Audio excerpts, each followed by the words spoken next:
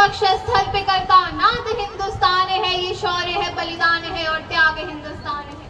A very good morning to one and all present here, to honorable chief guest Shri Ajay Singh Ji Kharra, Shri Harinarayan Ji Mahant, SDM Sir, CPO Madam, all respected principals, dignified teachers, all treasured invitees and all my dear friends. This is Divyanshi Sharma from Mahatma Gandhi Government English Medium School, Shri Madhupur.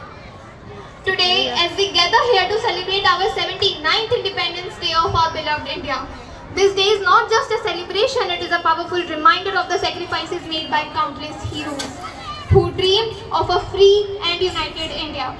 On this day in 1947, India broke chains of colonial rule, but more importantly, we discovered our own voice.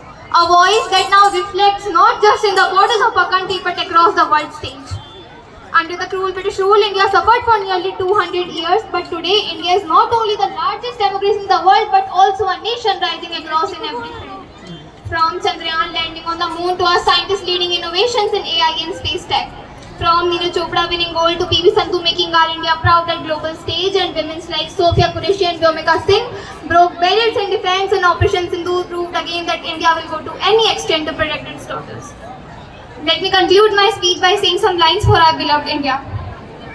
Bharat एक ऐसा महान देश है जहां हर भाषा में अपनापन, हर संस्कृति में सुंदरता और हर राज्य की अपनी अनोखी पहचान है। हम 140 करोड़ सपनों का देश है, लेकिन तिरंगे के नीचे हम सब एक हैं। एक संविधान, एक देश, एक पहचान, भारतीय। हम युवाओं को आजादी की लड़ाई में तो अपना योगदान देने का सौभाग्य प्राप्त नहीं हुआ, परंतु आज आवश्यकता है अपनी शक्ति को पहचानने की, क्योंकि हमारे प्रेरणा स्तोत्र स्वामी विवेकानंद जी कहा करते थे कि यदि मुझे 100 ऊर्जावान युवा मिल जाए तो मैं इस देश की दशा व दिशा दोनों बदल कर रख सकता हूँ। ऐसे में हम तो 140 करोड़ हैं, हमारे लिए क्या कठिन। इस लगभग विकसित राष्ट्र को विकसित राष्ट्र के रूप में तब स्थापित किया जाएगा जब इसके दो मुख्य स्तंभ कहे जाने वाले सेना व खेल जगत तो केवल युवाओं की मांग करते हैं।